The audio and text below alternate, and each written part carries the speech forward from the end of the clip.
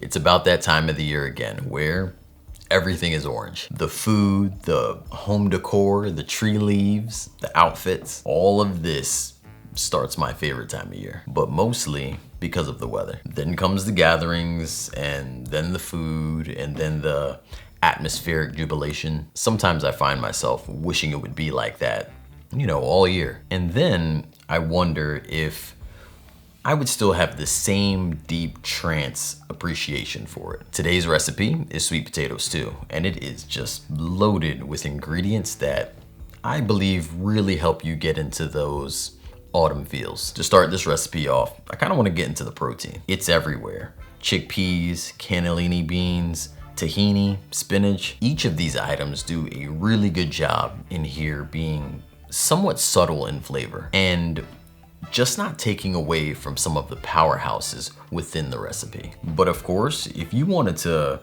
switch out some of these, I would go with something similar to like a white bean or some cauliflower. Or leave the beans out and use carrots or maybe even another potato to help this go further. The biggest flavor dominance in here is going to be that sweet potato. To get the most out of that sweet potato, you want to start off by getting the skin off of there. This is going to allow the sweet potato to really soak in flavor from all ends and cook evenly. Oftentimes, I'll cook the sweet potato with the skin on because there's a lot of nutrients in there and I actually enjoy it. In a recipe like this one, through the cooking process, the skin is going to fall off, leaving you random lumps and chunks all over the place. But that could be a pretty good thing since stew's chunky anyway. A consideration is that it may make the dish look a bit messy and add a slight different texture. So what I did is air fry the skins and it actually makes a wonderful topping. When we start the cooking process, we go in with our onions and potato. After initially getting these vegetables just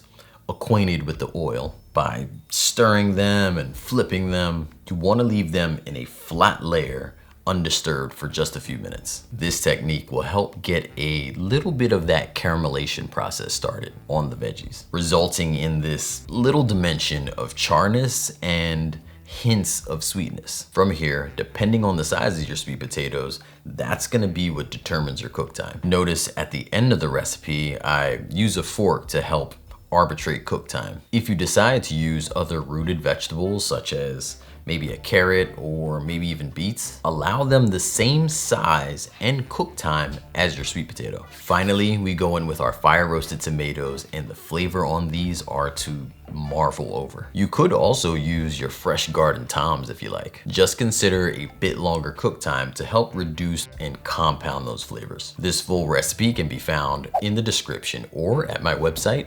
makeitdairyfree.com. Thank you so much for tuning in. I appreciate you. You're amazing, and I love you. Until next time, believe in good. Peace.